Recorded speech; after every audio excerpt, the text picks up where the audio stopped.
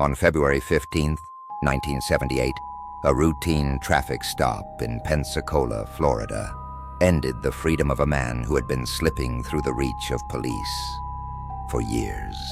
The name was ordinary. The face was ordinary. Theodore Robert Bundy had built a life that looked like an American possibility. He dated, he worked, he studied law. He was, to many who met him, affable and disarming. Beneath that outward calm, a pattern emerged. Over the course of the mid-1970s, young women, often students, often alone, vanished from campuses, parks, and quiet neighborhoods across the Pacific Northwest, the Intermountain West, and the Southeast. The scale and range of those disappearances forced investigators to ask a brutal question. Were these crimes the work of one man or many?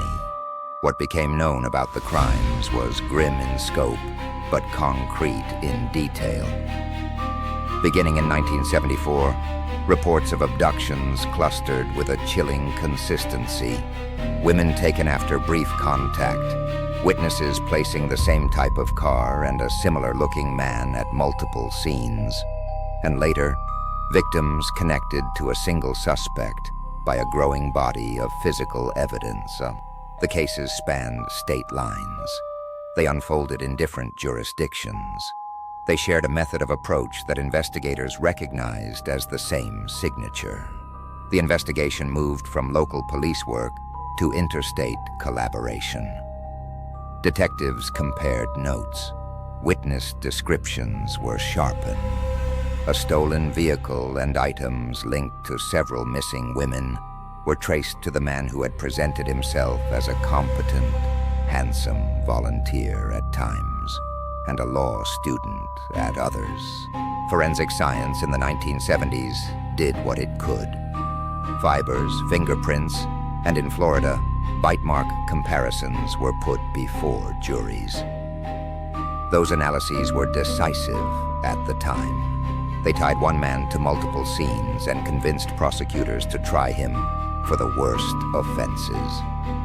Early in the inquiry, reasonable alternative theories were explored.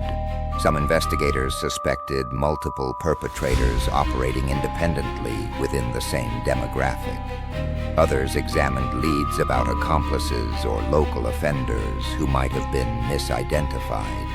As evidence accumulated, witness identifications, possession of victims' property, the forensic links, those theories lost traction. Law enforcement concluded that a single offender was responsible for a majority of the linked crimes. The notion of an organized network or a regional copycat was largely set aside. Bundy's story resisted quick closure. He fought the system in courtrooms and jail cells. He escaped custody more than once, returning to a pattern that only intensified investigators' scrutiny. Arrests, extraditions, trials followed.